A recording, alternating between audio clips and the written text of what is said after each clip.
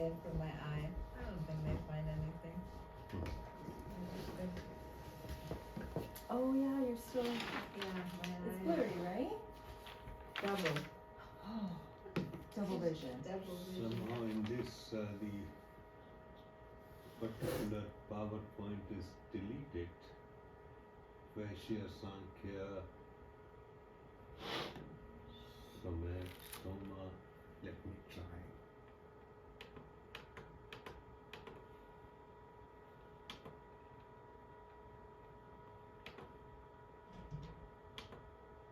Oh yeah, it is there. Nice. Oh yeah, for the head you said it's So I'll just turn it off, I think, for the time being. She said we can start. She will just catch the recording later. Okay.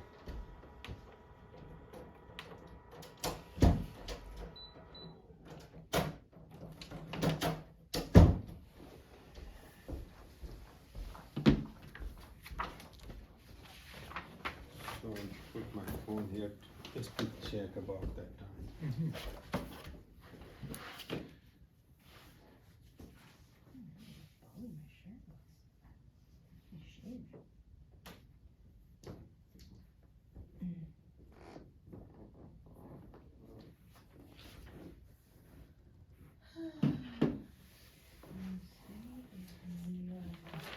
So I do have some questions about some of the things we talked about. Yes, please. One of the things when we were talking about like connecting with the body and certain practices like help connect with the body, like which would be consisting of like rooting down in a way. Now, like asana posture practices, or I would say posture practices of like how we do the hatha yoga and stuff like that, that would kind of classify into this rooting down, connecting with the body practice. That's right. If we are not trying to perfect the posture, problem became because it is expected from student to master alignment and all those kind of things, which basically becomes a mind's problem. Mind is constantly wants to have a perfect posture and perfect alignment. So that is what happened, that ideally should ground us in the body. But grounding in the body will be difficult if we are uncomfortable and mind is constantly striving for a perfect posture or master all postures. So it will still ground, but is inadequate. Right. So it is a form of practice, but it's kind of limiting. It can turn into a mind thing in a way. Yes. Okay. So you can still kind of direct person into a safe way of practicing the posture. Yes. I guess one thing that came from me when I started teaching was that I would kind of structure them into the proper form, but it's like listen to yourself and make sure you're doing the proper adjustments that your body needs within this. Exactly. And so that will kind of at least cover something that they can go into more of the feeling than the mind of the posture. Feeling, exactly. That is how it is. Okay. You have to have feeling of your body. And same thing during walking or running or jogging. I mean, those exercises can also, or Tai Chi, they can also ground us in the body if mind doesn't interfere. Because once mind say, I want to do the perfect, ideal, and then it becomes a mind thing. So I guess that kind of, we had a follow up with that, because like practices like reading and writing, it's kind of like more mind than it is body. I guess there is some body aspects to it in a way, but it's more mind than body. Exactly. So it won't be really a grounding experience. It may have some effect, but not much. Right. Yeah. Right.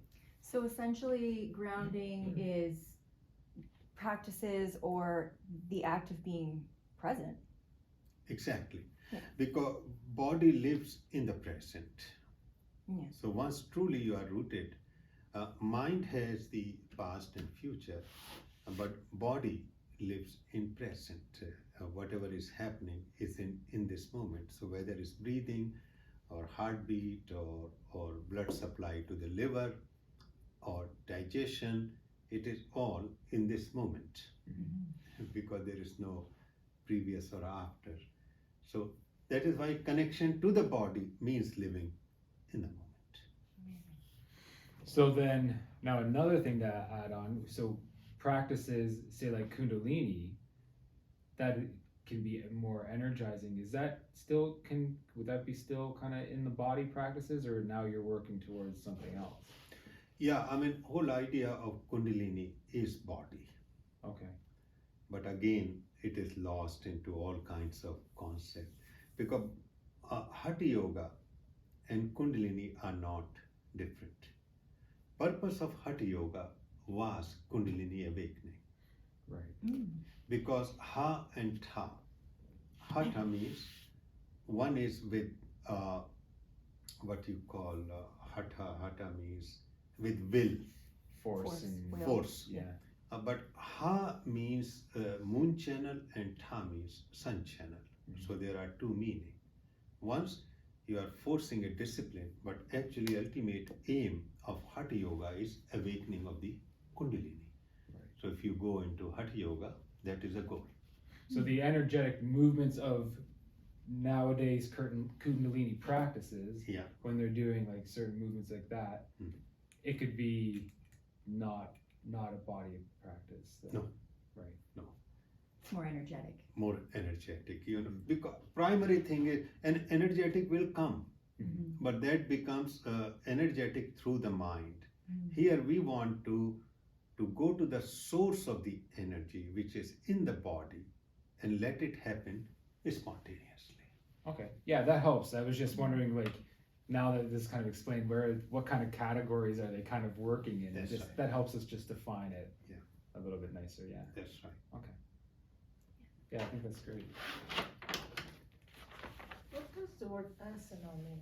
Asana means, Doesn't mean poses, right? asana doesn't mean poses. Asana means, Is it a seat? yes. What does that mean? Seat means be seated Okay. in a pose which is comfortable and relaxing. That is exactly. Yeah. Because seating means you are stretching your leg, and so you are creating a base. It becomes, body becomes like a pyramid, like this. And once you are seated in that, you can focus on your body or thoughts, whatever you want, for a long period of time.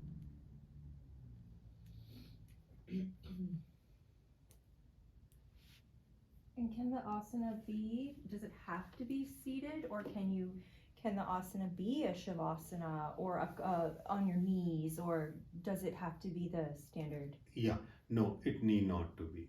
Okay. Because whole idea of, that is why Patanjali says Sukhasana. Sukhasana means you can take any pose That it's comfortable. in for which you can stay for a longer period of time and comfortable. So in standing position is highly unlikely. And Shavasana, the problem is sometimes we can fall asleep. Yeah. So if one is very comfortable in lying down, very good, no problem.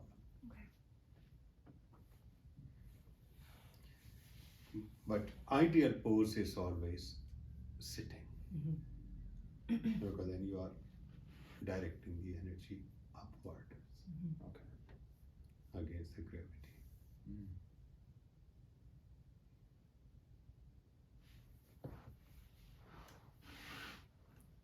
Yeah, I think that's all I have. So now today we are going to explore Niyama. So in Yama, what we did, we created a social base by all those 5, components about which we talk. Because if that social cultural base is good, then we will have a healthy ego, healthy sense of self. Because unless we have healthy sense of self, we cannot proceed in yoga, because in unhealthy cell, there will be so many distractions. It may be the problem of anxiety, it may be problem of pain, it may be problem of depression, it may be problem of obsession, because that is the meaning of, or it may be emotional dysregulation, it may be borderline personality problem. So those are the body's little messages? in a Pardon? way? Are those the body's little messages in a way that something needs to be looked at? Yeah, Okay. because body not in the right state will convey the messages which are manifested with all these problems. All which happens to our mind is a result of imbalance in the body.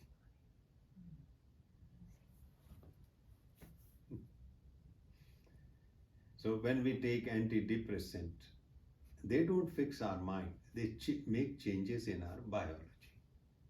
Serotonin, anxiety, same thing, they make changes in the body. Same thing about drugs, because they fundamentally change the body and then relief is perceived by the mind. Fundamental is body. That is why if we are grounded in the body, either we won't have any mental health problem, or even we have because of the past, it will be much, much less. Primary is body. So here is the body, here is the emotion, here is the thought, right? So whatever happens to the body is reflected in our emotions and thought.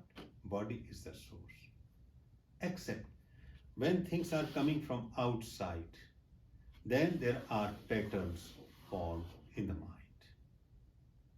But ultimately they will affect the body also. Ultimately it is all about body. If we want to bring any changes, we can bring changes in the body through the mind also. But the problem is that is more difficult, because mind is more difficult to control. Body is easily accessible. You can do so much about it. Mind is vast.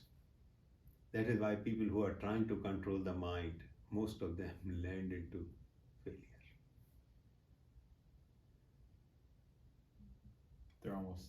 Are they skipping the body in a way, trying Yeah. to control the mind? Exactly. Right. Now, although their purpose is ultimately body will be controlled, but that is a very tricky. Only very few can do this. So you kind of see how the practice of Hatha Yoga had a path of following along the same lines of it, because they were trying to control the body, but they were looking at the body as negative in a sense, than like kind of That's right. yeah, natural, right? Exactly.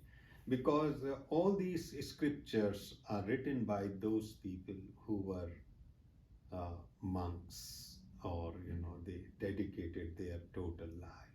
Renunciates. Yeah, for us, the important is that it has to go with our lives. The underlying thing is just body first. So, Yeah, body first. And it's so true in my own experience, having postpartum depression. I was doing the talk therapy, I was doing the counseling, I was doing all the things. But as soon as I connected to the body, started working out, eating better food, that really helped me feel much better. Yes.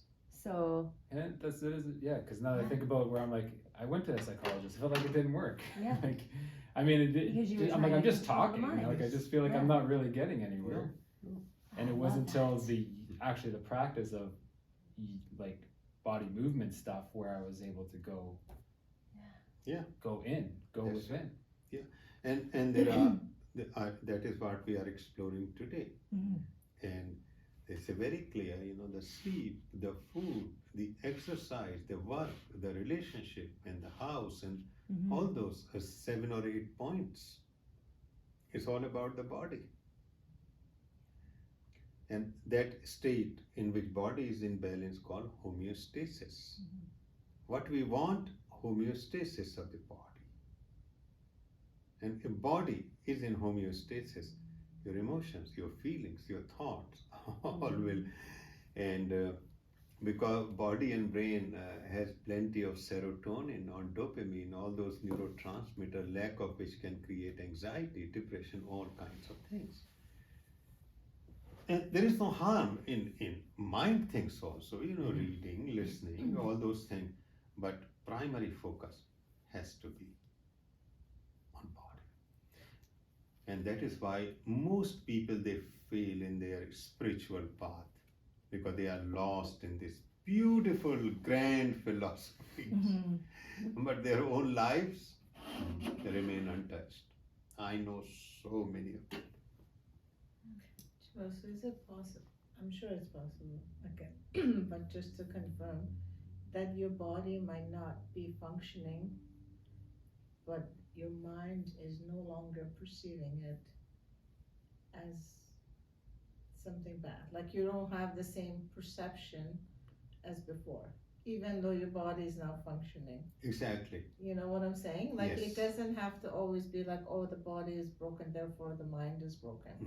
You could have a body that is not functioning 100%, but your mind is no longer perceiving it as a threat or kind of imbalance. Yeah, and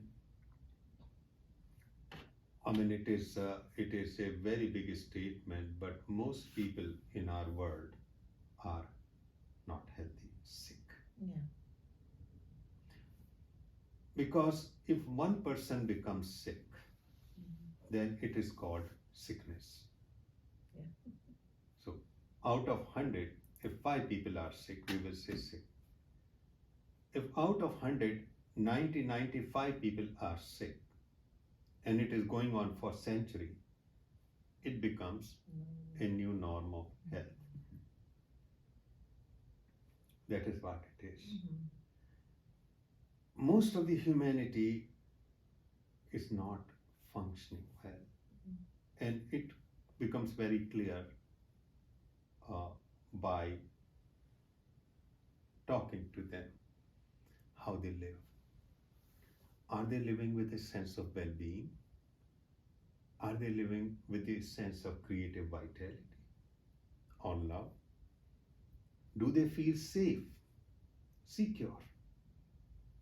Did they erase their trauma or not? They think this is a part of living because everybody else is also living like that. And this was stated by, otherwise why to follow a spiritual path? Why to follow yoga? What yoga is giving? Yoga is not giving anything extraordinary. Yoga is giving whatever is natural in us, but we are not aware of it. Because living over the centuries or millennia, the unhealthy state became a healthy state. We think this is healthy. So yoga is not about something out there. It is all about what I already have, but I'm not connected to it. But connection is enough so we could function in the world. But how we function as individual, as family, as community, as country, or as a world, is not healthy. We know it. So I mean, yogis and philosophers and all those, they already, but Freud also, he explored it. And he was so dismayed about it. He wrote a book, Discontent of Civilization. And he had no hope for humanity. He said, how you could correct this unhealthy state, and any new child which is born in that unhealthy environment will absorb, except very extraordinary one. So any, what we call a spirituality, we separated it from life because we put it, something mystical, metaphysical. It is a continuous state of homeostasis of the body, a natural balance of the body, which will give us all these experiences. And also, because there will be a sense of well being, it will erase or lower the impact of the past. So, the consciousness will shine in this moment. That is why I have to pick up soma, the body. Because I realize that we made it so complicated. But it's possible that your body is broken, but you still have a sense of well-being. You can have. Yeah. Because that's the beauty, because once you do this, one part of the body is not doing well, but other part is taking care. That is why in Soma we talk about complete health, not perfect health. Complete health means one or other time some part won't be functioning well. Kidney problem is there, heart problem is there, brain problem is there, chronic pain is there, but that doesn't mean that you won't have a sense of well-being or quality of life. Idea is, no matter what is happening, still I will have quality of life, sense of well-being, sense of optimism, happiness and creativity. That to me is complete health, because complete health versus perfect health. Perfect health means everything is functioning in a perfect way. Impossible. Some or other thing will go wrong. So yoga will leave you in a place where despite all the problems, still you will have great quality of life.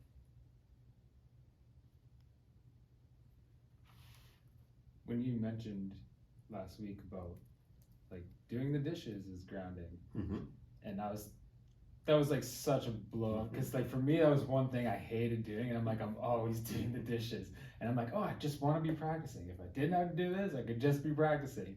And then that was just like, oh my goodness, this entire time you were practicing and not realizing you were stuck in your mind. You know? That's right. Yeah. It was like just like kind of like, oh my goodness, Yeah. Matt, jeez. That's right. Yeah. And the whole idea is to slow down the process so that it doesn't become a burden. So once we are washing dishes, it has to be in slow and relaxed.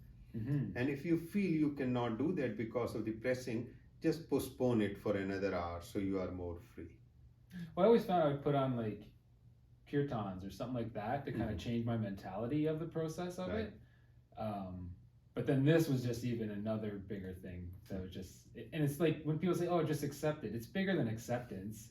It's like really understanding what you're doing and just having that it is a grounding practice. Exactly. I mean, driving to Toronto, through Toronto city, so many people hate because they are in hurry. They already set for it. You go to downtown, relax, drive slow, there is no hurry, and you are, with relax, you are negotiating. Actually, it becomes a very interesting experience. Weather. As soon as people look at the weather report, immediately they become tense. I hate this weather. Okay, now I ask people those questions. Okay. That's one thing I haven't been able to. Okay. Can you take it? Yeah. Because my sister and brother-in-law came, and they had that whole idea. And so I was reminding, okay, you are sitting comfortably, 20 to 21 degree temperature. You have running water. You have food. You have fireplace. Although it's gray, although lake is frozen, how you feel? He said, wow, it's extraordinary. We can watch this, we can absorb this and still feel very comfortable. And throughout these, now they are 17 days, they are enjoying each part of it. And they go out every day for a walk. I said, go for a walk, and you know that after 30 minutes, you will enter into warm space. They say they'd enjoy more because they, very cold and come.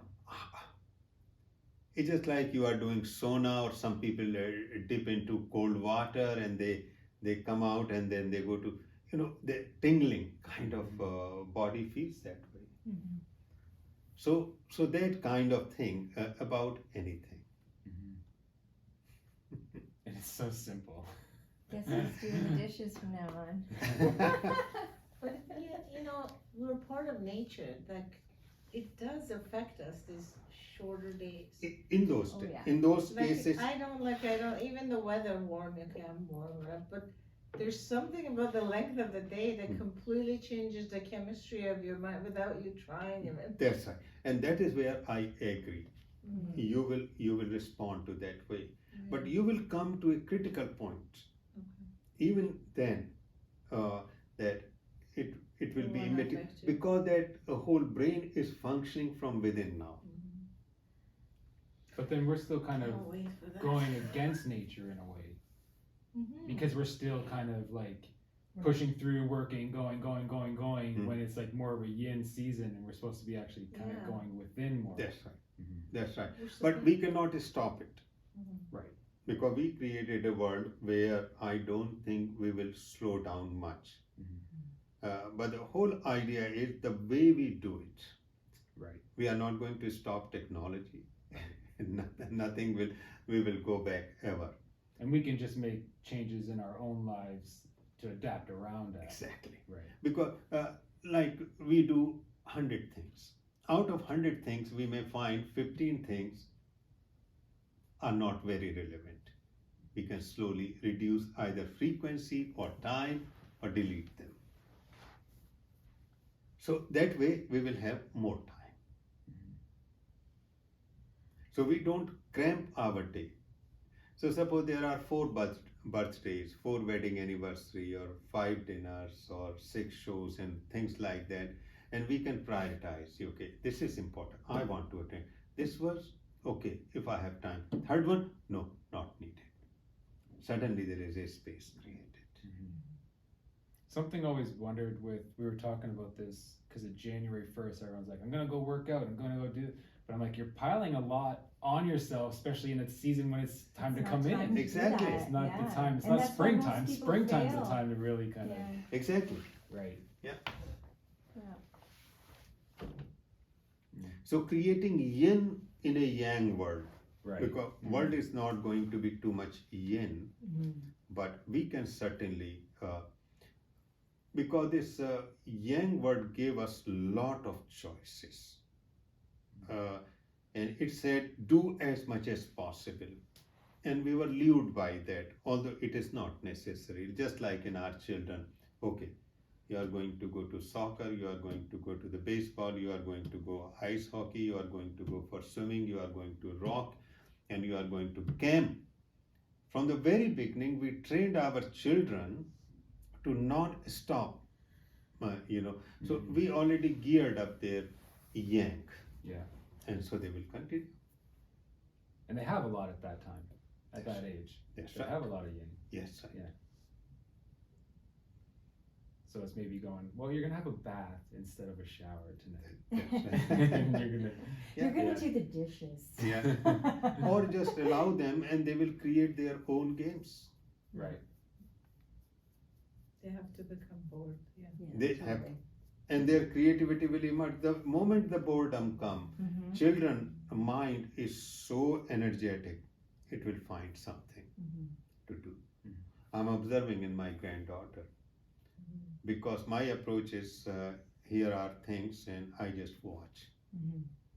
It was interesting when we took our travels, the girls were always on the phone a lot, right? But there was areas like when you get out to Banff, there's no reception. And so they're like, well, what do we do? And we're like, figure it out.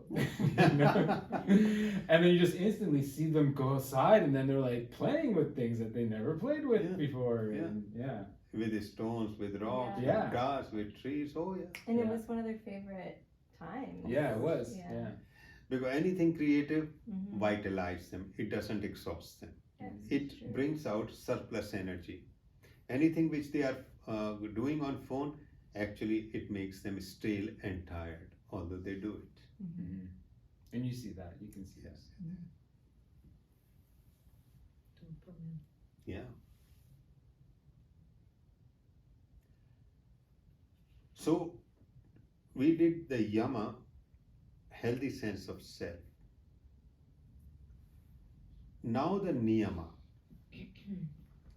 Niyama is about my individual self, because that self of yama come from my society, my cultural ground. I'm rooted somewhere in a family, society, and culture. Absolutely vital. Otherwise, I'll be rootless. Once I did that, ni means without yama. Now I want to negate that. And negation doesn't mean rejection. I want to go beyond it. So it is called niyama. So yama and niyama. Some people call it discipline and all that. I don't think that is basically I want to explore myself because I'm now grounded in structure.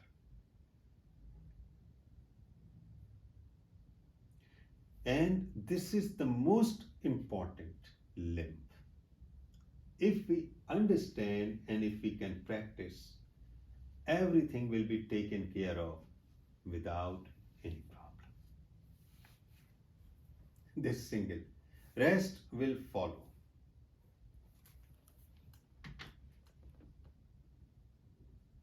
So we may devote, even next session to it because it's so important to understand. Now this niyama in which I'm exploring, because in yama I'm outside, external social structure, non-possession, non-stealing, not telling untrue, this is going out. In niyama, I'm turning slowly inward. So yama is about external world and niyama is about internal world.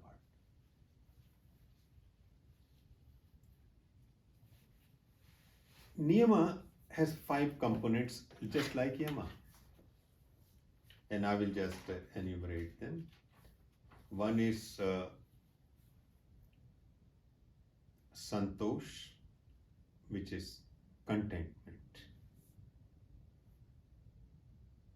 a sense of satiety or satisfaction. Shauch means cleansing. And here shauch or shaucha. And this cleaning is not about the body cleaning, actually it is the mental cleaning. That we accumulate a lot of emotions and thoughts, negative, just like garbage when we are using house, dust or so we want to clean, otherwise it will rot and stink. So that is what shauch is. Third one is tapas. Tapas means generating heat. Tap means heat. And generating heat means generating energy. Because if I'm not generating or accessing my energy, I won't be able to accomplish anything. If I'm fatigued, physically or mentally, I cannot do yoga. Fourth is swadhyay. I will show you the slide also. I better do it now so that we will understand. Swadhyay means self-study. Swa means self, dhyaya means study. And the fifth component is Ishwar Pranidhan. It's a big word, but once I will show you the slide, it will become clear. Ishwar Pranidhan means a surrender to a bigger energy or bigger entity than us. And that means going beyond healthy sense of self. Because healthy sense of self in yama was very important, but there is a much more to come. These 5. Now I would like to clarify, and just to tell you, last 3 is a full yoga in itself. Tapas, which is generation of energy or accessing energy. Swadhyay, self-study. And third thing, Ishwar Pranidhan, surrendering or connecting to something which is beyond my healthy sense of self. So now we just show it. So I just enumerated because that is how yoga teachers will teach. But this is much more fascinating. Now we will come to that part.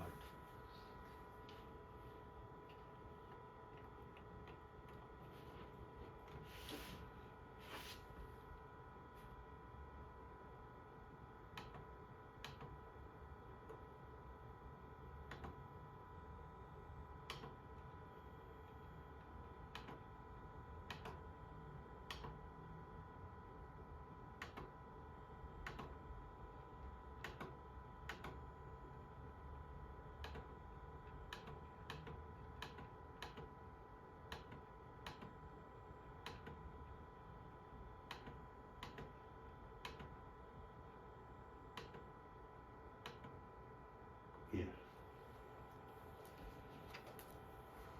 Shauch, Santosh, Santosh, contentment.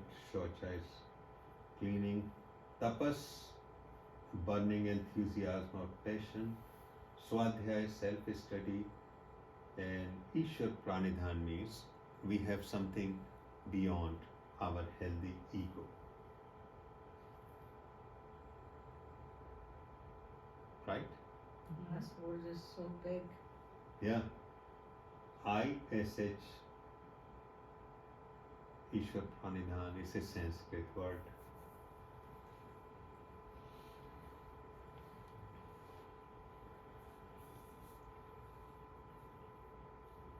And last three are known as Kriya Yoga. It is a complete yoga in itself.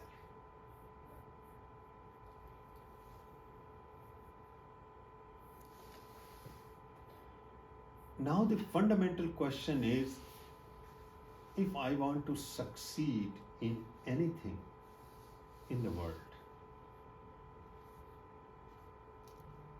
what is the most important?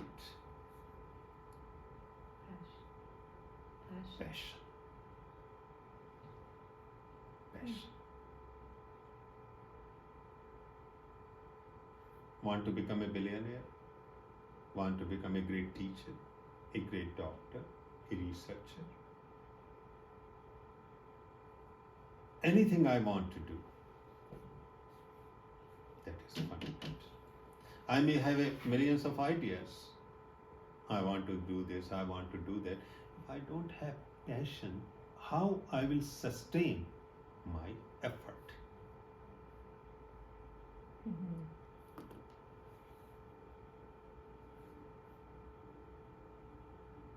Right? Because a lot of people do things because somebody suggested them. Some people do. Just like me, I did my medicine not because I was passionate, because it was the question of my survival in Indian society, because I failed my early grades. So the question was, in that country which was poor in those days, much poorer, if I don't have anything to hold upon for a job, I'm going to be marginalized. I had no passion for it. But you don't need much intelligence to become a doctor or an engineer, or because it's purely remember, repeat, and regurgitate, and you become a doctor. So when I was seeing patient, when I was finishing, there was no passion, there is no creativity. It was purely out of need. So what I did, as soon as I received my equivalent to FRCP in pediatrics, I tore my books and threw them in garbage. I knew I will never use them. mission accomplished. Now I have a label of doctor, and I became a respectable person in that society, and I will get a job. Why I didn't want to go to the books? Because I will never continue with it. Short-term job, and I will find my way. Then whatever I found, I was passionate, sustained, relentless, day and night, you are obsessed with it. So Patanjali talks about in Niyama, if you really want to explore yourself, it has to be almost all or none. It cannot become another job, another chore, another thing is added, just like many people do. They have lot of, therapy, lot of therapists and healers. They have so many things, but they are not passionate about something relentless. So Patanjali says, you are not going to reach to samadhi. Of course, you will master your breathing and you will have poses and all those things will happen, and that's not a problem. But Patanjali is talking about the last, going to Purusha, the pure consciousness. You cannot achieve unless there is a passion. That is called tapas. Heat. Your whole body is flushing with that passionate energy. Once you are in passion, you are heated, you are tingling with it.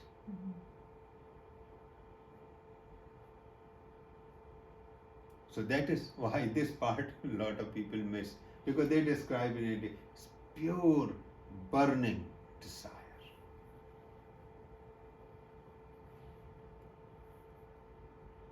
But Patanjali, also very wise, he says that, okay, sometimes passion is not there, it is low. So can you bring that passion into what you want to accomplish? He says, yes, you can. How? That is where comes second one, self-study. What is the meaning of self-study? We all born with a body personality, somatic personality. To understand that personality and to express it, to align our lifestyle with it, will release huge reservoir of knowledge, means tapas. Because what happens, very few children are able to follow their innate or somatic personality. Mostly it is blocked by the time we are 9 years old. After 9 years old is basically we follow the social and cultural agenda. We don't follow our personality. So our innate body personality, somatic personality is buried underneath. Nobody can ever destroy, because this is our nature. So Patanjali says that actually you can bring it up. And the moment your life is aligned with your original innate personality, which is the personality of the body, it is somatic. It is not mind. It is primarily somatic. Then what will happen? It will release energy. I've been waiting for that. Yes. Let's do some self-study. Yes. Yes. That is called self-study, studying myself the way I was when I was born.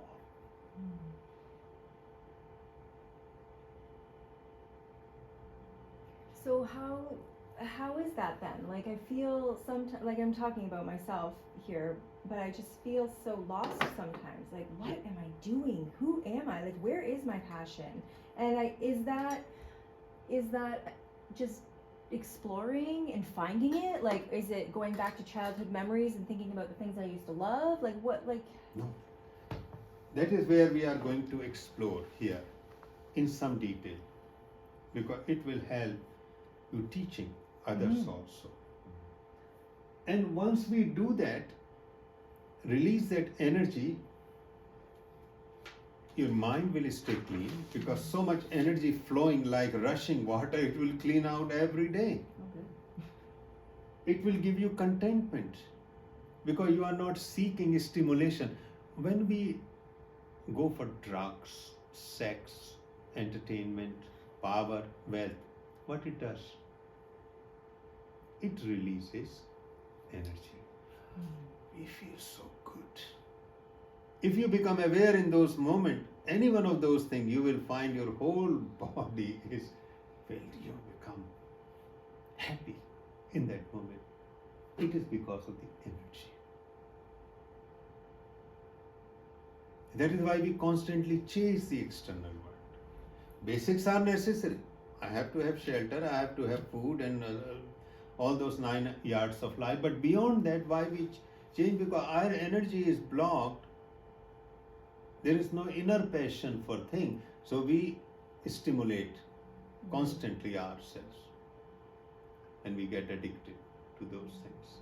Because it brings some passion, some energy, some aliveness in us. Would that be the dopamine? Yes. Or is there something more kind of to it? I mean something more, but dopamine is the number one. Right. Okay. And we will go to that. Okay. Because we are going to discuss 4 or 5 neurotransmitters here in context of personality. If not today, then the next one for sure. So, self-study. So, once that release of energy, Shauch, Santosh, and even Ishwar Pranidhan will happen automatically. Because So just to go, so the self-study helps us go through the mental cleanliness. That's what it's doing. Because self-study means when I am aligning my life according to my body personality, massive reservoir of energy I will able to access. That energy is crisscrossing through my body and brain. It will release all those neurotransmitters, dopamine, serotonin, endorphin, anandamide, each one of them. And I'm not talking about here the theory, I'm talking directly my experience.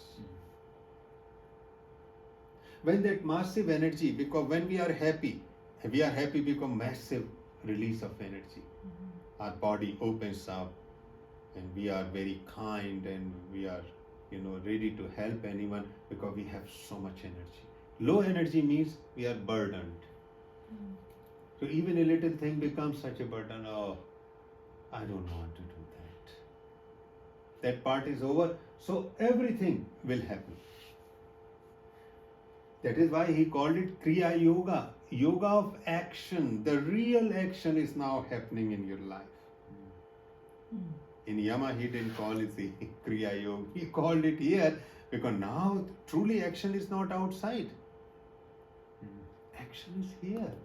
The moment I become passionate, my goodness, I can do miracle and wonders in the world. I mean, you can imagine a sustained sense of energy and passion. You will burn all the obstacles. So you look into the lives of those people who changed the world. Why? Absolute sustained energy. But of course, here, the Patanjali said, changing outer world is good, but you will read the pinnacle, you will be transformed, your own potential. So tapas is absolutely the foundation, but how to access your tapas, the energy, is by swadhyaya, self-study, because that will help you to transcend your healthy sense of self which you created. You don't destroy it, you transcend it, because there's so much energy that you will bypass it. And that becomes Kriya Yoga. That is the real action. And Santosh will come. The energy which you are stimulating from outside source is now flowing from within. You are contented. And same thing about Shocha. You accumulated days long emotions and negative thought, energy rush comes, washes away. It happens. When it happened to me in the beginning, I couldn't believe. During the day, whatever was happening, and in the night, it literally, somebody was cleaning my brain and body, this energy. In the morning, I felt squeaky clean. You know, when you brush your teeth, and exactly, you feel immaculate.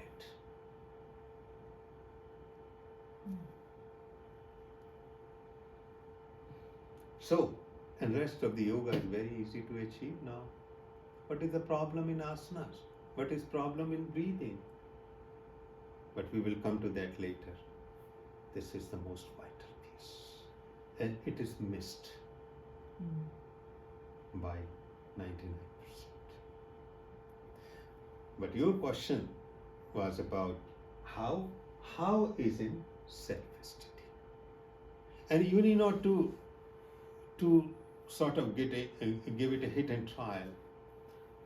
There is a way to accelerate the process.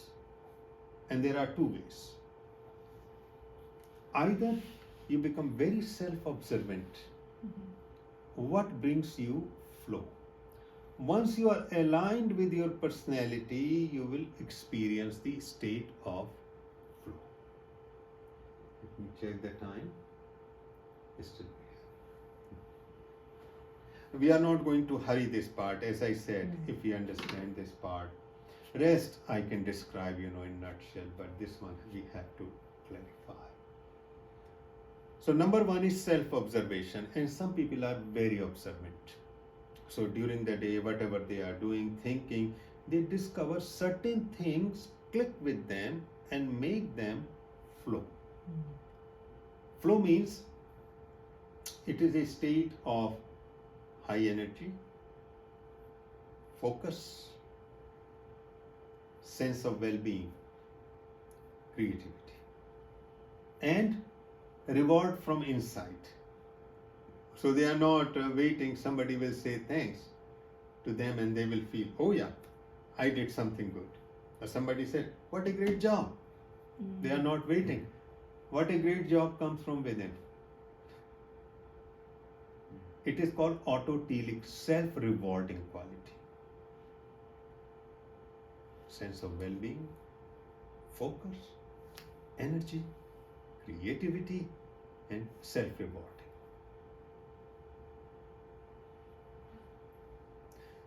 So you can notice throughout the day, just like I notice, just like anybody. A lot of people can go, but we can take the help of a questionnaire.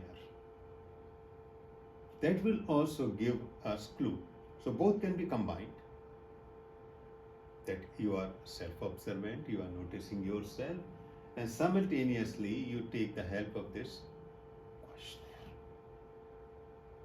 And this questionnaire comes from Ayurveda, that personality analysis.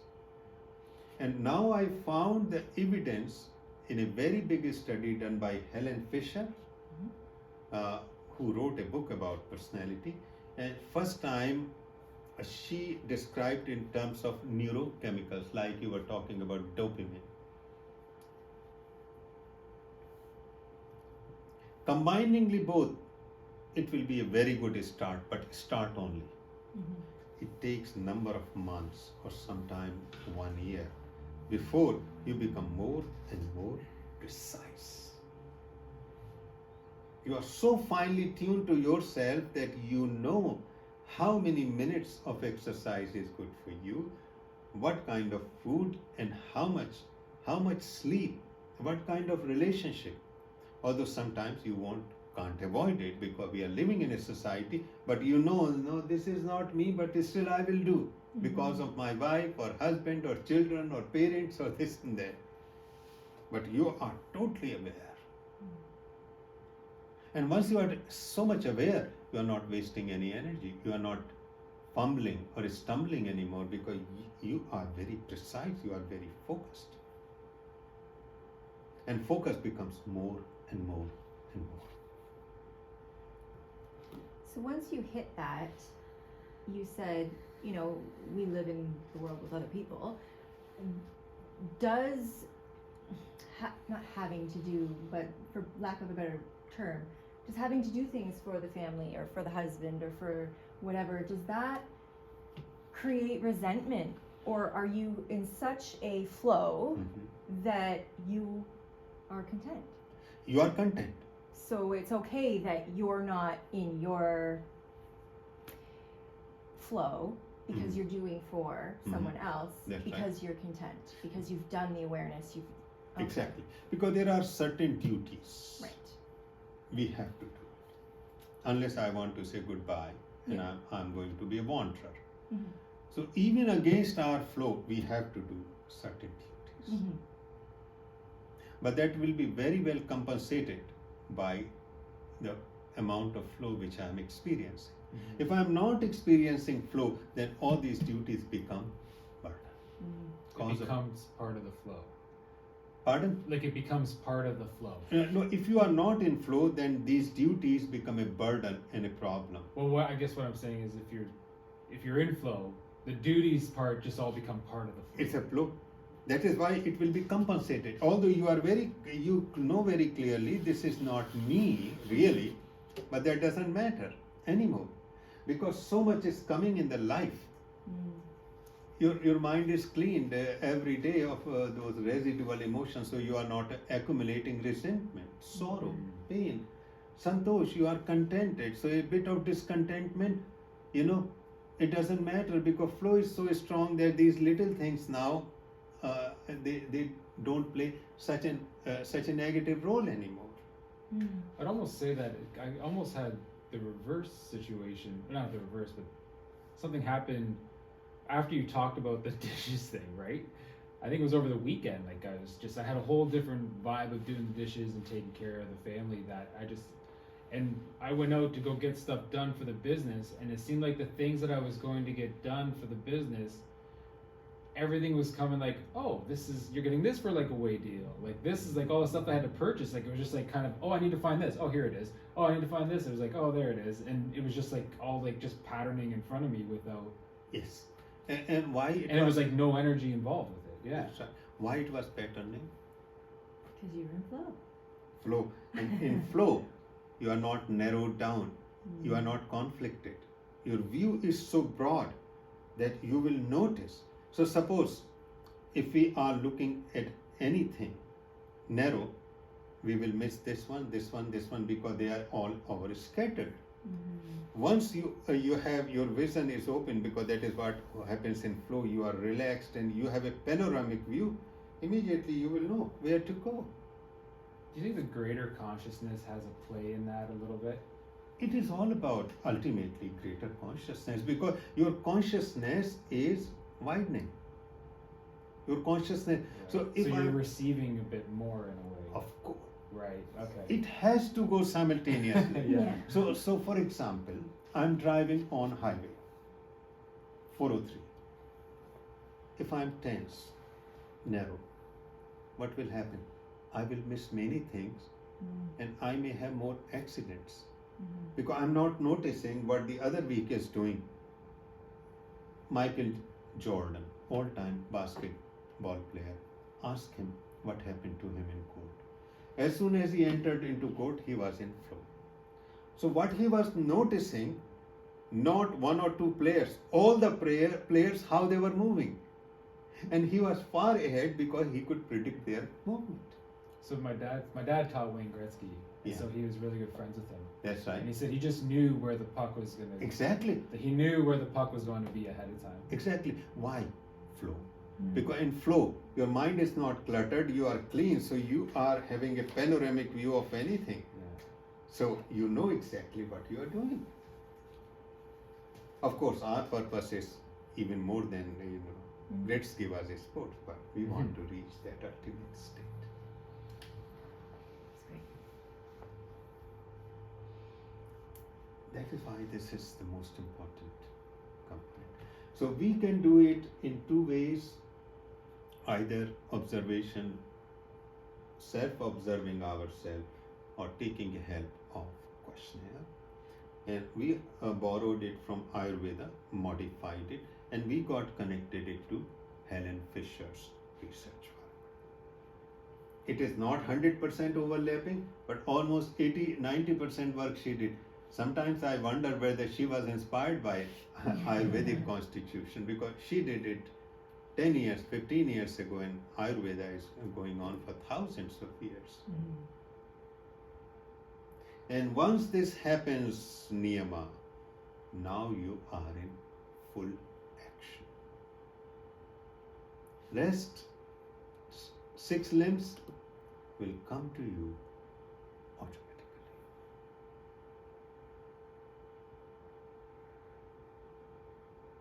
Is that the surrender to higher self? It will come automatically. That's the trust. You know, like it's that knowing beyond knowing.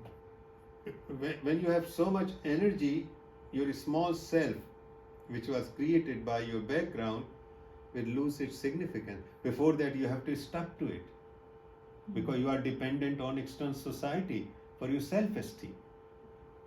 What is self-esteem? Self-esteem is energy. When I have self-esteem means lot of energy is flowing, so I feel good about myself. And it is done by others. They will give me a medal. They may reward it for $10,000. I receive power. All that, and my self-esteem goes up. But then it goes down after some time, so I have to again create something so I will feel good. So I will go and buy a new dress. I will shop. I'll change the color of my kitchen. I will buy a new car. You know, all those are constantly, I will go to the party and I want other people to appreciate, so I will create a very nice hair, very nice dress and all that, and people will compliment. I feel good about myself. This process goes on constantly. But this is external. Here self-esteem starts generating from inside. So I'm no more or my dependence on others for my well-being and self-esteem now is diminished. Can there be a false version of that? And what I mean is, I'm thinking back to when I did a yoga teacher training last February for a month. And I just had the same thing every single day. It was like, get up, yoga, study a bit, yoga again, go to bed, get up, yoga. And I got to a point where I did feel so content and about everything and appreciative and everything. But now looking back, because of what it was so structured, and I feel like there was a bit of a false contentment in a way. It was transient contentment. It was not false. Okay. You were accessing energy. Just like we can access energy through sports or entertainment. But the thing was, it was transient because it was outer structure. Right, yeah, that's what I'm kind of getting at. Yeah. Like looking back, it didn't seem there wasn't that full inner drive. That's It right. felt wonderful, but it wasn't the full inner drive. Right, Yeah. okay. So it was authentic, it was very genuine, but it was coming from outside. Inside all these structures, discipline, they fall apart. Inner discipline comes. Means which happens automatically. You need not to do anything. Yeah, I felt like it did push me in the right direction though. Yes. And in the beginning, it is necessary. That is why we are learning. So that we realize, and then we learn, and then we realize that this was external.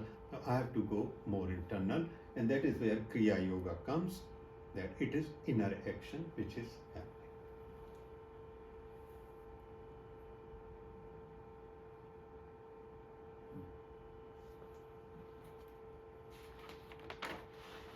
So the ultimate side effect in Yama is, I guess, contentment. That's what you will know.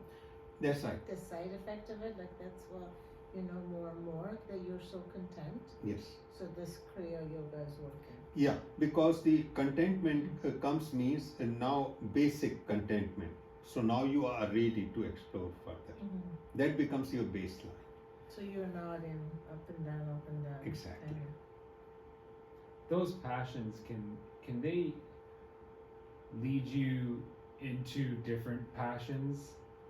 Like what I'm trying to get at is, for me, my passion just growing up was music and making music and stuff. But then somehow I kind of lost that, and yoga became this thing. And it was almost happened through music in a way that it all kind of developed into that. And now it seems like yoga's that thing for me in a way. So it can, like, one passion can lead to another, or am I, did my mind get too much involved of studying one thing and fall into a pattern of something, and maybe I need to go back and claim. Yeah. Yeah. Because you have to reclaim your music and combine with yoga. That becomes Nadi Yoga. There is no disparity. All what you learned in yoga, essence of it can be combined with music. Any passion of yours, writing, running, music, painting, anything can become the door to yoga. Because, as we said, the fundamental condition is you are aligned to your basic personality. So when you are passionate about music, that means that is a part of your personality, and when you are creating music, you are aligning with your personality. Same thing, Swadhyay. It is equivalent to Swadhyay because that is giving you passion, the energy. See, part of me feels like I don't have the passion of music anymore. Then that's okay. no need to. That, So it was almost like a stepping stone in a way. exactly. Okay. If there is no passion, you have to let it go. Because you will find passion, and now this is the one. Right. Okay. So I as had- long as you're following the passions, those are all leading down the That's path. right. And if it doesn't become too frivolous also, because sometimes we can jump from one to another. So just to be very careful also. Which is kind of what we were doing prior Yeah. prior to this. Which is okay. Yeah. That is an exploratory phase. Yeah. But now then you can find and then sustain it. Because there will be moments of boredom and dismay and disappointment, but you have to endure through it. Do those moments of boredom and whatnot, do those help you realize how passionate you are? Yes, Okay, if I'm gonna get through this. Yeah. exactly.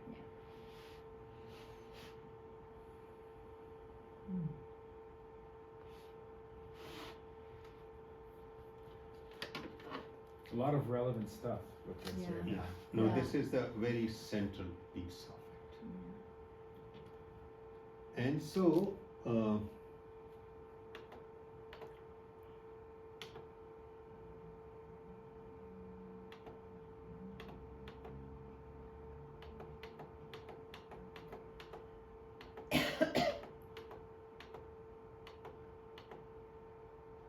so time is 45, so I will leave in 5 minutes. I want to access now.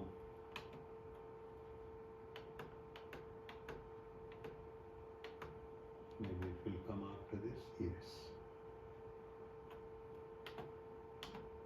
Yeah. So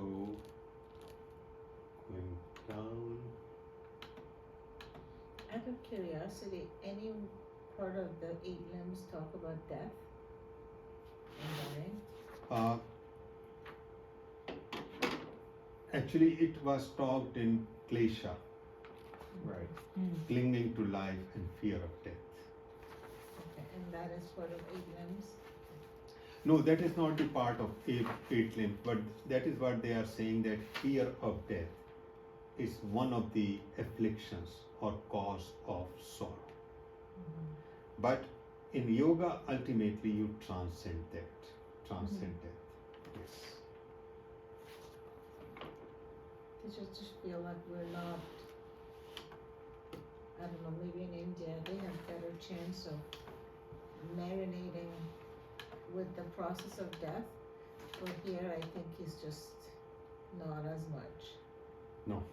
So I feel like that community exposure to death is so important that we understand it and people don't. So that's why out of the fear of death, that Yama becomes like the major problem. Exactly.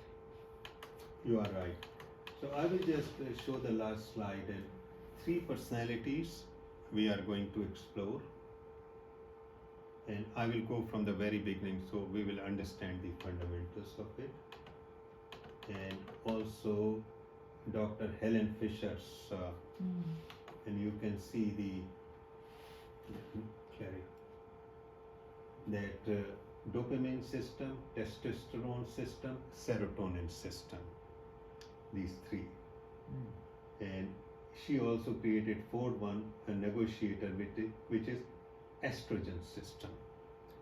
I will explain about it, and we will have a questionnaire so that we can go through it.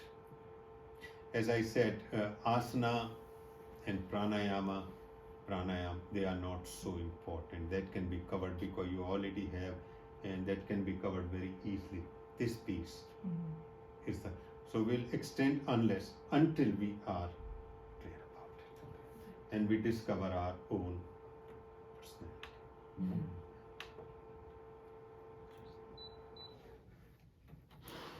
So the essence, I need that persistent passion. How I do, it is in me, connected with my root body personality.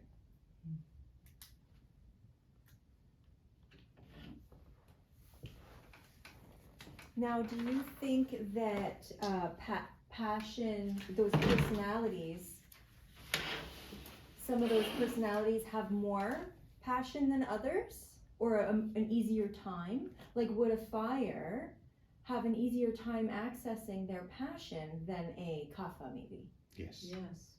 Very true. Definitely. Okay. And that is why we have to find a way how a kapha can find the passion. Right. You can just work on that fire. That's right. Because all people have all personality. Mm-hmm. So kapha person who is not passionate can bring the fire personality and feel passion. Quick question about at 9 years old, when you said that kind of changes. What is it with 9 years old? What kind of generally happens around that time? By that time, I will explain it more details so we understand. What happened there, conditioning by society and culture is more complete. Oh, okay. Okay, I get that. Because then they get beta brain wave, which is adult brain wave. Okay. So they are basically, entered into adult's world. Right. Conditioned. Right. Okay. So Jivasu, 6:30 on Wednesday, you said? Yeah. 6:30? You can kind of see that with Hazel now, because she's 9, and you can almost see she is like a little adult now in a way. Yes.